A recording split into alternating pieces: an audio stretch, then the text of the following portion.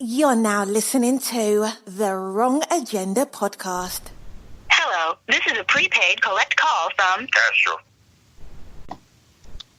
an inmate at New York State Department of Corrections and Community Supervision. This call is subject to recording and monitoring. To accept charges, press 1. To refuse charges, press 2. If you would like to thank you for using Securus. You may start the conversation now. This is the Wrong Agenda podcast. This is Just Dale.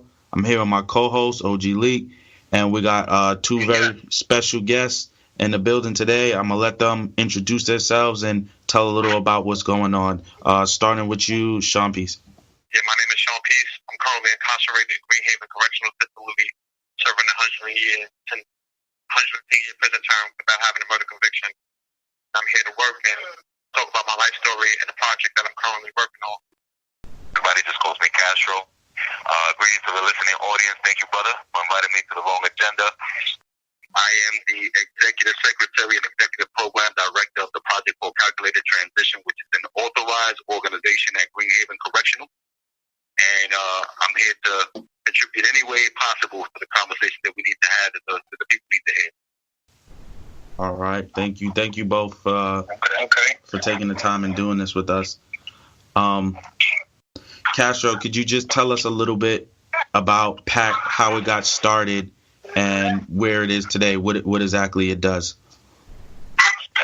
So, approximately 40 years ago, the organization was established at Greenhaven due to an uprising at Attica.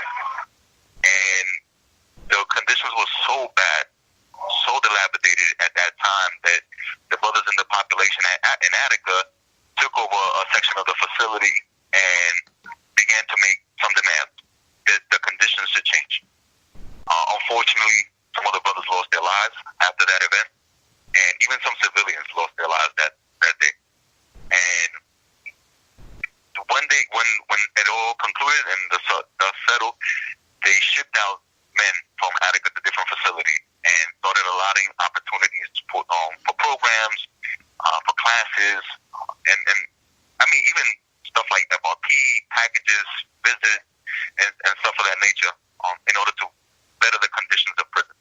And so these amazing brothers, these well-educated brothers, put their brains together in what they call a think tank and established different organizations. And at that time, these remarkable brothers put together Project for Calculated Transition with the hope that this platform could later on assist the next generation of incarcerated men who would unfortunately have to go through this process, so that something can be gained out of the prison experience and everything wouldn't be lost.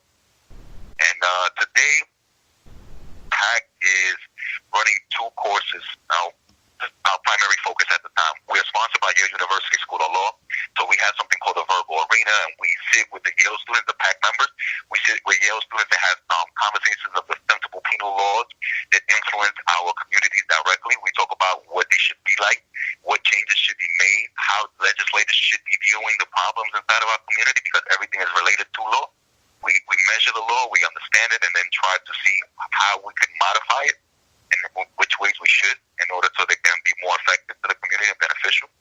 But then we have our services that we provide to the entire prison population, which is a restorative justice initiative consisting of an 11-month project.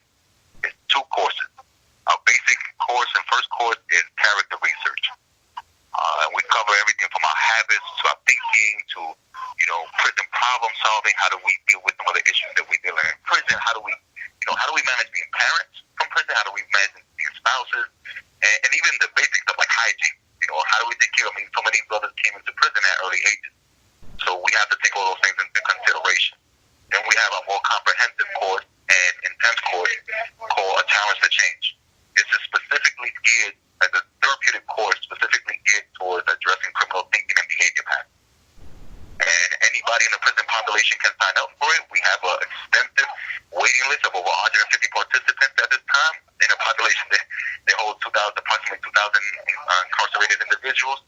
But we're trying to meet the needs of the folks that are here so that everybody who wants progress in their life can gain it.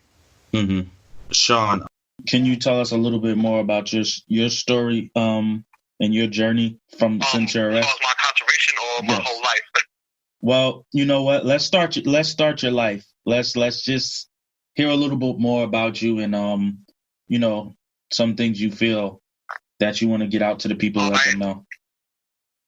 Well, absolutely. Well, you know, Leak Dale, y'all know me for a long time, but Right. the audience that's listening, I was raised in South Jamaica, Queens. I was raised by a single mother. I'm the youngest of 3 siblings. I have 2 older sisters, and you know, from when I was young, I was heavily involved with sports, especially football. I played football up until the age I was 19, and during that, won championships, received a lot of accolades as Offensive Player of the Year, Coaches Awards, et cetera, et cetera. And you know, when I stepped away from football, or I say, you know, I got off that path. I worked jobs. I worked at Walmart, vitamin shop, Pathmark, People, but ultimately I got locked up for a string of robberies and 2 shootings, and I'm currently serving this time. My journey during this time while I was locked up. To just take us from the moments of incarceration, the facilities you went through, and how you got to PACT and what it meant to you. Like, why was it so important? All right, well, I got sentenced May 22nd, 2014, and I didn't arrive into Downstate Correctional Facility until around about July. From there, I went to my first prison. Downstate is like a reception jail. So my first actual prison was Great Meadows. I was there for about 4 or 5 months. I left there on disciplinary transfer. Went to the box. Out of the box, I went to Clinton. I was in Clinton for about 5 months. Left on another disciplinary transfer, and I went to the box. In the box, I went to Auburn. I was there about 30 days. Left on a disciplinary transfer. Went to the box, and I arrived in Elmira. Stayed in Elmira for about 13, 14 months. I left there on a preference transfer, and that's how I arrived at Green Haven. Robbing at Green Haven. I was fortunate enough to land in the cell next to the brother Castro. It was time, you know, he saw my potential for my writing and some of the things that I was trying to do, and allowed me to participate in that. Well, currently, I'm incarcerated. I'm trying to appeal my conviction. My direct appeal got denied. I filed a 440, that got denied, and right now I'm exhausting my last remedy, which is my federal habeas. Just waiting on response to that right now. Just before you go, explain to the people a little bit, what is that, a 440? A 440 is under Criminal Procedure Law, DPL 440.10. It's where you could challenge your conviction. So I tried to challenge my conviction through that outlet, and it got denied. Okay, and you said your next step is what? Federal habeas corpus is with the federal courts to see if they will overturn my conviction or look at some of the issues that I've raised within the state that got denied. Okay, so from there, you enter the program, and what are some of the things that the program has helped you with, and how ways that it helped you grow? Helped me to realize the real effects that my crime has had on the community. Like, I know, like, you know, when you commit a crime, it's not the right thing to do, you know, to affect somebody, but really the dynamics, you know, how it has secondary effects and primary effects. I mean, it just taught me how to be accountable for that, you know, take responsibility for my actions. Also taught me how to, like I said, to be true to myself, you know. Mm-hmm. Not to hold on to these warped perceptions that, you know, you don't have to, you know, live street culture, life in the streets. So the program basically opened your eyes to a lot of other things. Right? Yes, definitely. It gave me the proper guidance that I need right now, and that I needed, and that I'll continue to need. But yes, absolutely. I just wanted to know, what's your role in the PAC program? I'm just a participant where, you know, I just get some guidance to help me, you know, get right back on the right track, to identify some of my thinking errors, and the warped perceptions that I held. When you say changing your life and stuff like that, how would you say it changed yours? Well, before I got to the program, I had already started thinking about, my life in general, some of my interactions with people and things like that. So when I got to this facility that I'm currently in, which is Green Haven, I was fortunate enough to meet Castro, and he saw some of my writings, and he saw my potential and the things that I was trying to do. And the program, it just helps you, just in general, it gives you guidance. I mean, because we all we have ideas and things that we want to do, but sometimes we just need the proper guidance and support. Ultimately, what this program does, it just gives you that support and helping you make these changes. Okay, Castro, I wanted to touch on how does the recruitment work for the program? I know you said you have an extensive waiting list, but how is this information passed around? Is it word of mouth things, or how do you get the information out to other inmates who may not be aware because they just transferred in or something like that? Like, do they provide resources for you to reach out to other inmates and things like that?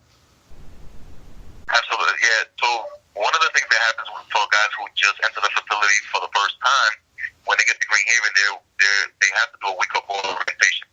In our orientation, the person who is disseminating information is trying to basically welcome the person to what they can expect at Green Haven. And information is given about the PAC organization then. But primarily, we go word of mouth. We let our work speak for us. Brothers go through the process. If it meant something to you, if it did something for you, then maybe you should encourage somebody else who you think can benefit as well.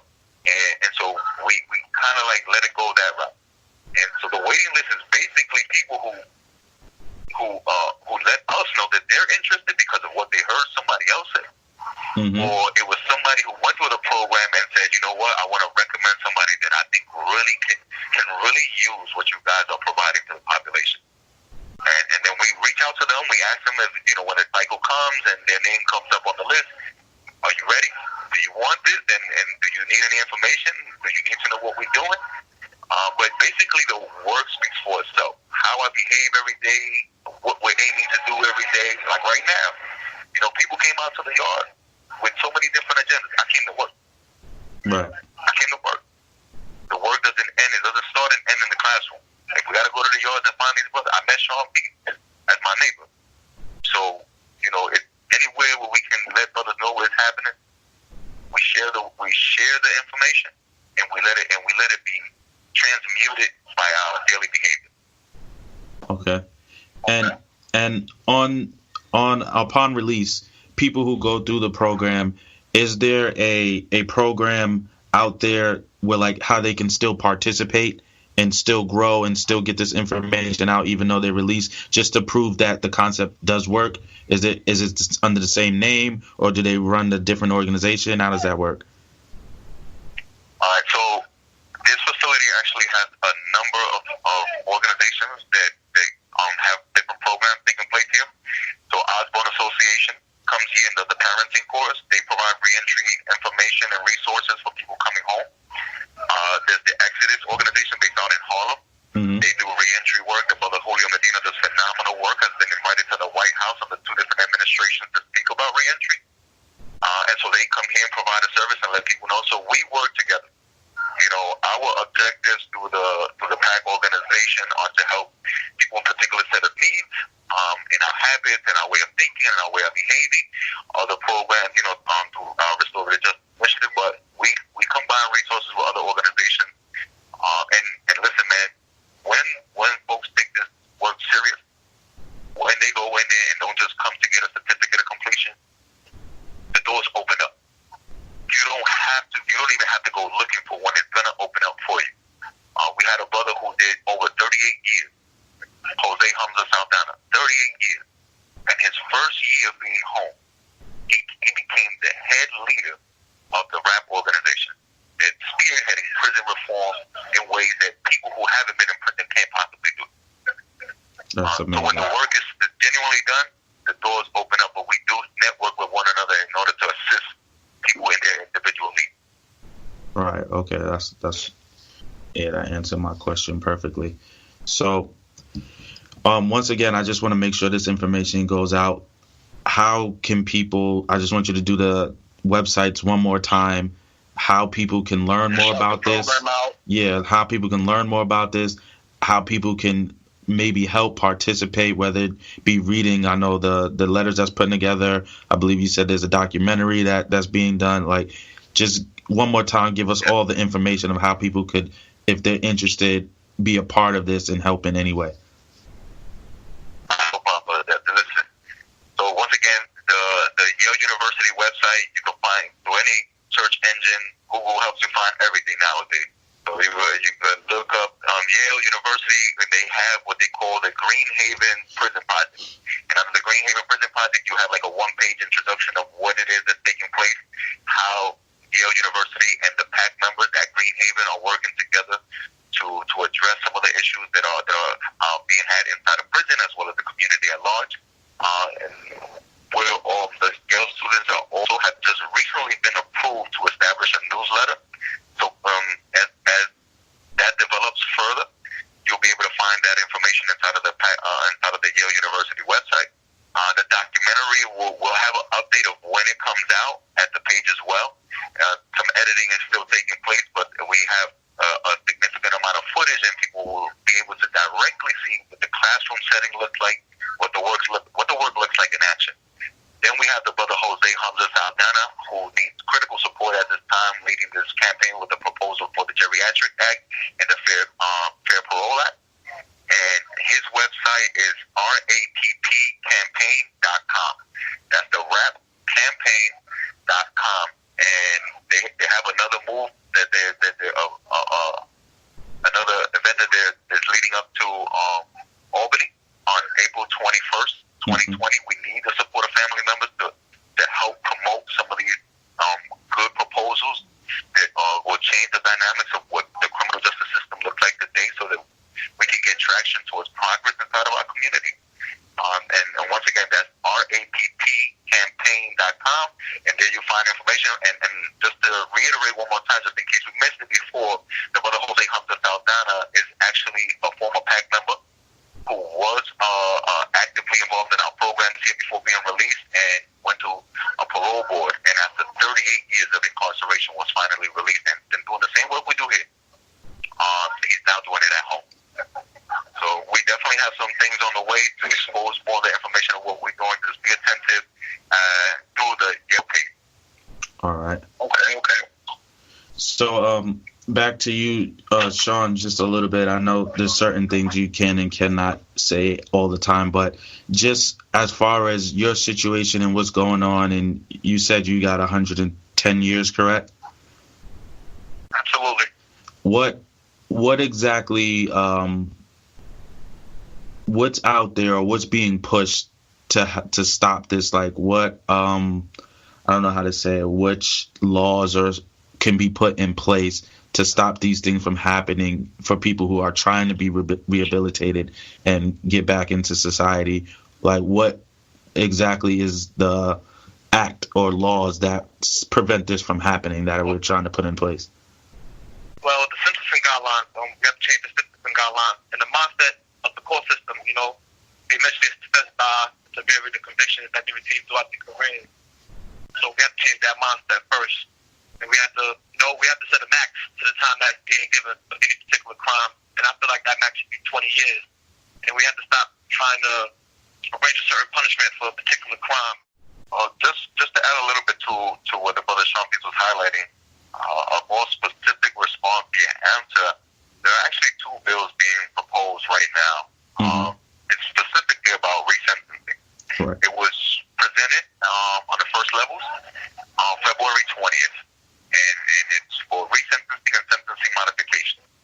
What these folks are suggesting the legislator adopt is the opportunity for incarcerated people to go back to the judges that sentenced themselves, and for them to say, listen, you sentenced me in order for something to happen. Yes, you wanted me to change. You wanted me to understand the magnitude of what I've done and what it's going to take to modify that type of behavior, that type of thinking. I think I've been able to do that before the time that you said I would need to do that. Okay. And you would have to prove that. You would have to prove that by your rehabilitative efforts. Some of it through the programming that you've done. How do you live today that's different? They want to hear our story in the courtroom. proposing the idea that they should listen to our stories in the courtroom, that we've learned and understood how we went wrong and what it's going to take to correct that. The proposal also suggests that there should be a space to prove, like if other people have similar sentences as charges as I do, and yet their sentences are significantly lower than mine, then that should be evidence to say something is wrong here. Why are there so many other people who have the same charges as I do, the same kind of action, but they have so much of a disparity in how much time they have? Why do they have 10, 20 years difference? And in the case of Shawn Peace, that's 110 years. So when you compare the charges that he has to the average person, what their sentences are, he supersedes the average sentence by over 50 years. Wow. It's like mind blowing. It's a huge difference. Like, how do you go from 20 years for robberies, a string of robberies, to 110? And how do you expect people to actually do something inside of that punishment and that consequence? Right, exactly. Yeah. So the term resentencing, is this something that is already in effect in some circumstances, or is this a completely new idea? It's a completely new idea they're trying to push it under old sentencing guidelines. They're trying to put this shit under the 440.20, which is a motion to appeal your sentence inside of the courtroom. So it's a 440.20 subdivision 5. They're trying to implement that new idea inside of all structures, because to just simply remove the whole sentencing guideline that they originally started with seems to be an option that they're not willing to entertain. Right. So if you're not going to entertain that, Senator O'Donnell, who was the one sponsoring that bill, is saying, okay, keep your structure, but add to your structure so that we can address some of the issues that we all, or most of us, see inside of our system. Right. So it'll be just in concept, it'll be similar to appeal. You're basically appealing to say, I've done some of this time and I've worked everything out. Can I get resentenced, possibly for less time or something that's more accurate to my crimes? Got you. Yeah, and if you think to compare it to something, it's kind of like a clemency thing. Right. Okay. It's kind of like absorbing the responsibility from the governor and now giving that responsibility to the county and say, listen, learn, from the people that you have sentenced, who's prepared or not, and not leave that responsibility entirely up to the governor. Right. Okay. I don't know how much time exactly we're gonna have, so if you guys have anything you want to get out, because I know we've just been hitting you with questions. If you have anything that you want to get out that we may not have touched on, feel free. And then you want to shout out? I want to kind of like just leave the audience with something to think about, because at this point, prison reform is a fashionable thing to talk about. It has so much exposure from guys like Meek Mills, Jay-Z, Kim Kardashian, billionaires who are, helping innocent people. Movies like Just Mercy, based on the book and life of Brian Stevenson.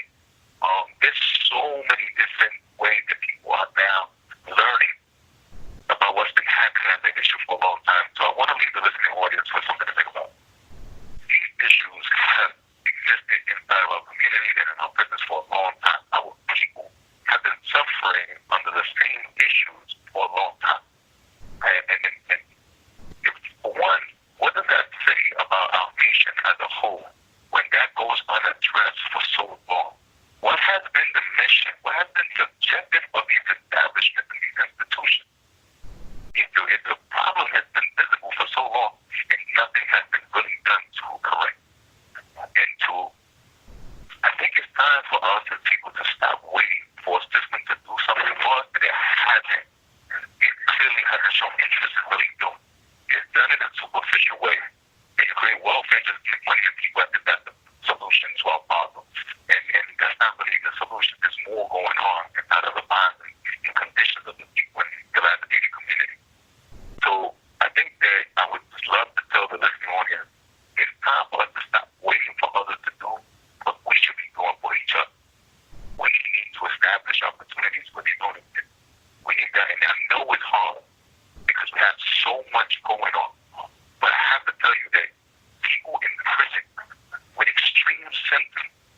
under extreme conditions are finding ways to create those opportunities. You can do this. You can do this. You can create avenues of success for the people who are less likely to succeed in the community. And it requires discipline, dedication, and a lot of sacrifice. But those are the whole things that we're capable of. We tell the dudes in the class, you don't stop the hustle. That drive you had when you was out there, that stuff that you had with you, it made you go back day by day. You bring that. You're just aiming it at something different. You're not doing it the same way, but you're doing it. We need to want this enough and push for it enough. So, to leave anything, I think that would be the best thing that I can leave. Not only that we need to do, but that it's possible. And that our future generations desperately need us to actually believe and implement this idea. We can become the solution that we desperately need. Even if it takes time, but we have to do it. And as far as the shout out, I just want to shout out you two brothers for creating opportunity. Just like I'm saying, right? That we should be able to do this. You guys are doing it. For being an example of that, giving voice to people who usually aren't being heard. The work is being done, but the recognition isn't happening. It's fine. We don't do it for the recognition, but we do need to inform one another of what's taking place so that we can adopt what works and weed out what doesn't. So I thank you two for welcoming us. Thank you so much for this opportunity, and I hope that folks who are listening learn something from what you guys are doing and a little bit of what this conversation we had today can present to the audience as well. So thank you so much. All right, we appreciate you. For real. Yeah, definitely. And I want to thank both of you gentlemen for coming on here. Sounds good. Speaking their word and letting us know what's going on and things like that, and talking about the program. And, you know, we definitely greatly appreciate it. So I just wanted to let y'all know that. No problem. That's what we're supposed to be doing for one another, brother. Right. And I don't see it as that. Yeah, I just wanted to add, like, you know, I know it takes a lot to get out and put yourself out there and you know, speak these things and know that it's going to go out for people to hear. It's kind of like opening, you know, yourself to people. So, I appreciate it, man. No problem, man. No problem. All right, Shawn, you got any closing things you wanna touch on and anything? Yeah, another program that I would like to give some recognition to that's been helping me travel down the path that I'm currently on. RTA, Rehabilitation Through the Art, been operating since 1996 or 1994, I'm not sure, but it's been operating for a long time. And what this program does is it's an outlet for people to express themselves, you know, through the art. And this chapter of RTA in Green Haven, you know, we do theater, and we just did a play 2 or 3 months ago in January. We did a play, Father Comes Home from the War. If you go to RTA.org, you can see videos of our play and other plays that they have done at other facilities. So I definitely like to shout out RTA. And you want people to take away from your situation, and like, what's the lesson there that you say you want people to get? I want people to know, no matter what you do in life, you know, we all make mistakes, but those mistakes or the choices that you make, they don't define you. We're all capable of changing. I mean, we all have the ability to change at different rates than others. But what I want people to know is that, you know, just because you locked up, that it's not over for you. That, you know, you're able to change and be able to contribute to the community. I mean, we have a lot of influential brothers that's inside of here, and, you know, they made mistakes, but they possess a good quality to contribute to the community, and I want them to know that. I want them to know that our current justice system is imbalanced, and we need to fix it. And the only way we can fix it is with you. It's sad to say, but our voices are silenced in here. You know, being convicted felons, our voices are silenced, and we need society as a whole, you know, to unite, and, you know, so we can fix this epidemic, because it's been going on too long, and just incarcerating people and giving them more prison terms is not enough. You know, there's other outlets and there's other avenues that we can take to address this prison epidemic, and that's what we need to start doing now. So you basically feel like there should be other alternatives, correct?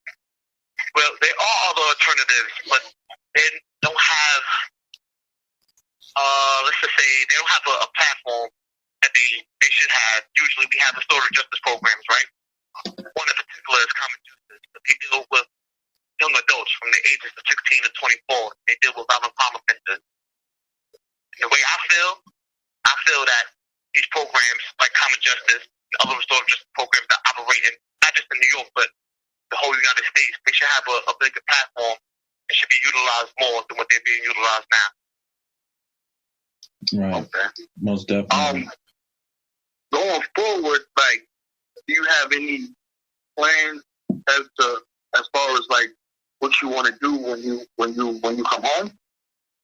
Definitely, I want to get into changing the policies that affect our neighborhoods and communities. I want to get into sports training because I grew up heavily involved with organized sports, and I want to be able to help the youth, make that transition and try to get to that next level, but also give them, the right tools that they need to be successful in life. All right. So I don't want to derail too much, but it's a major thing is going on right now. Is everything's about this coronavirus stuff. What is the feeling, or what's the sense that you getting from it where you're at? Does it feel? How do you feel? Because I know out here no one feels comfortable, no one feels safe. We're all walking around like no one even gets near each other anymore.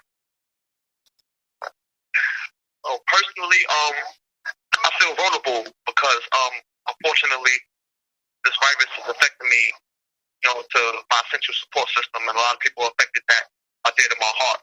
And I feel bad because I can't be there to help them. You understand what I'm saying? So, it affects me like that in a major way. But as far as that, a lot of people, I speak to a lot of people, and y'all confined in the houses, and y'all going crazy 2 weeks. Y'all going crazy out there. But I want y'all to let y'all know that I've been going through that for the last 9 years. Brothers been doing that for 20 to 30 years. Right. They've been confined. The environment is wild crazy, and I want y'all to understand that this is what people have to go through. I want people to understand this is what we have to go through. We have to be confined. We have to be isolated in these conditions. It isn't good. It doesn't help. It doesn't help at all. Right. It's unfortunate that this virus took place, but at the same time, it's giving people, sort of an idea of what we go through on a daily basis in here. Right. Okay, so does it have any effect on what's going on in there? Has anything changed? Absolutely. Statewide, they took away all our visits, so we aren't able to see our loved ones, and that's a major problem in itself. As far as I was working an industry job, and being that a lot of civilians come in to keep the job moving, we can't do that anymore because they don't want civilians coming from the outside coming in here. They're trying to contain the virus as much as they could. Right. Programs that we currently doing, we have a lot of civilians that come in with these programs, especially for RTA, and they aren't able to come in here. So it kind of puts a lot on hold. And right now, a lot is on hold. But as you can see, me and the brother Castro, we're still here. We're on the podcast. We're still trying to work and get the message out there. Yeah. And I also would like, if it's all right, to add just a little something to that. The unfortunate thing is that so many of us who have been incarcerated for some time, we've been able to adapt easily to unnatural conditions and harsh conditions. Right now, outside, they have counselors and therapists on hotline available to community members. If they're feeling, too stressed, too overwhelmed, we don't have that available. Mm-hmm. Substandard and poor health care has been an issue both in our communities and indigent communities, as well as in the prison setting. That has been a well-known issue for some time, and it hasn't been addressed. One thing that's really, really personally affected is that I can't see my family. Right. I can't see them. A phone call is our substitute right now, and so it's an email through the kiosk, the tablet that we have now available, which I'm appreciative of. I am, but it doesn't substitute for the reality. I'm a new father. My son just turned 5 months today, and I can't be there for him the ways I feel I need to be there. So it hit me in a way that hasn't been hurting me before throughout my incarceration. And these are some of the things that we have to adapt to. Because whatever's happening outside, whether it be now, the argument can be made for either case. It's hard to measure. When we were already in bad conditions, they're getting a little bit worse as the days and months go by. I don't know when they're going to clear this pandemic. I don't know when we'll get business again. We don't know when any of that's going to happen. Right. So through this whole thing, I know some things were taken away, but they didn't extend anything else. You guys don't get like extra time anywhere to do anything else. Was it just a takeaway, or was there some type of give and take? They made some attempts. I am appreciative of their attempt. The Securus, which is the phone company available inside of here, has given free phone calls too. They now give 2 free phone calls a week for people who don't have money to still come and get in contact with their family. Okay. And they're also providing 2 free stamps so they can electronically mail a message to their loved ones and let them know that they're okay. So there has been some effort, but unfortunately they cannot replace what it's like to actually be without family. Right, absolutely. Under these conditions. Okay. All right. Well, yeah, it's good to know that they at least made an attempt to do something, because that's a big loss. Yeah, but unfortunately, I mean, look how frustrating it could be for you guys. And you guys have a few more amenities in the house. You got some things that you have internet access. You have your family with you. You got your cash. You play your sports. Whatever you do, you have some of those things. We were already deprived of a lot of things. And now we're at a new level of depravity. Yeah, unfortunately. Absolutely. It's I mean, like you said, like SP's Shawn said, it's an unfortunate situation, but yeah, it definitely does humble, and it's kind of like a poetic moment, because the higher up you were on the scale, the harder it is, Mm-hmm. So I definitely could understand that. I'm hoping that not to deviate too much, but that this actually allows us to stay focused on what needs to be addressed, because we had challenges with medical care and all that outside and in prison before this happened. So those are things that when this clears, we shouldn't forget. We shouldn't forget that indigenous people have been struggling, whether incarcerated or free, for some time, and that things need to be readjusted and modified in order to meet the needs of the people. Have you guys witnessed, to your knowledge, anyone being released because of the pandemic? Because I know there were several people, here and there. Of course, it's just a drop in the bucket compared, but some people were released here and there. Have you guys experienced that from anyone you guys? As far as the state is concerned, no. But what I've heard on the news channels, that in the federal prison system, that they have been releasing some prisoners and giving them equal breaks and having them work out their, essential jobs. So, yes, as far as the feds, yes, but as far as the state, no. Okay. And I've also heard in county jails, people who have been arrested for charges that don't exceed violent felonies have been able to be sent home on their own recognizance, which is ROR. Yeah, I heard of that also. And they've been going back and forth to court from their homes, depending on when their next court date is. But on a personal level, I haven't seen it myself. Okay. All right. So yeah, Shawn, you wanna give us some closing remarks, since I don't want to cut off on you. Absolutely. I would like to shout out to Sared, Common Justice. For the audience that's listening, I suggest that you read this book, Until We Reckon. It gives you more of an insight on what's going on with the criminal justice What's system. the name of it again? Until We Reckon. Who's it by? Until We Reckon, Violence, Mass Incarceration, Violence, Mass Incarceration, and the Road to Repair. It's a complete thing. Who's the author? Yeah, Until We Reckon. I'd like to shout out Captain Rockin. She's the wonderful lady who started RTA, Rehabilitation Through the Arts in New York State. It's been operating for nearly 3 decades, and it's a wonderful program. I like to shout out ABP, PAC, Exodus, all the programs that I feel like are needed in every prison facility in New York State. Not just in New York State, but in this country. I like to give out a couple of personal shout outs. Nicole Michaels, she has Quincy Academy. I like to shout out Quiet Stone Basketball, my brother Pierre Woods, giving back to the youth, trying to to give them an opportunity to be seen and show their talent. And I also like to shout out for the ladies, go get your hair down, head up Gucci styles, get your hair done. Also I like to shout out Peaceful Palms, need a massage, especially after this whole virus epidemic, everybody's confined in the house, it's loosened up. Check out Peaceful Palms. You can look it up online and schedule an appointment so you can get a massage. Just stay in tune with me. Follow me on Instagram at @free_Shawn Peace. Again, follow me at Instagram @free_Shawn Peace. As I fight for justice and liberation, have a few things that I'm working on. But till then, I'm gonna just keep working. All right. I want to give a quick moment of recognition to people who have helped and supported me over the years, particularly right now, the Yale Law students who have supported our program and our objectives. I hope that they're well and their families are well under these conditions in this pandemic that we're going through as a nation and the global pandemic that we're unfortunately addressing at this time. To my mentors, Jalthi, Hamza, Dominic DuPont. You have 1 minute left. To the executive team here in Haven, but more importantly, I need to give a moment of recognition to my wife.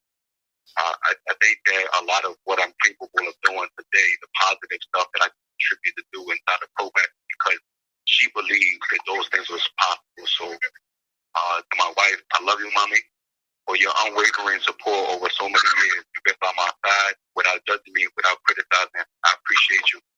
And I know it's been complicated, but our time is going to come. Thank you to everybody. Thank you, brother.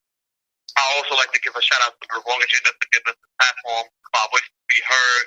And I definitely like to give a shout out to my mother, who's been my biggest supporter my whole life. Ma, I love you, and I'm back on the right track, and I'm going to make it work. Right. Respect that. I just want to say thank you guys again. Coming on here, we're definitely going to help y'all spread the word, spread awareness to everything everything. Just everything. So, thank you. Thank you. Right. And yeah, I'm pretty sure there's gonna be questions and comments that arise from this, so we might have to reconvene again, and I might have some questions from outside sources or people who want to know things that of course we didn't get to at this time, so just know we might have to do this again. Yeah, absolutely. I think that's a great idea. All right. Yeah. The feedback, whatever they want to hear, we're ready to talk about. There's no question too intrusive. Tell your audience, there's no question too intrusive. We're ready to talk about whatever needs to be. You have 1 minute left. All right. Also, real quick, anytime y'all ever want to, come back on and talk about anything, we're here for y'all anytime y'all need. So, just let us know. Thank you so much. Thank you. All Thank right. you for the offer, brother. Y'all brothers have a great night, man. All right. You too, man. All right, you too. We'll keep you updated. All right. Thanks. Been a pleasure, brother. Have a great night. All right. The caller has hung up. Brought to you by Valiant World Media Group.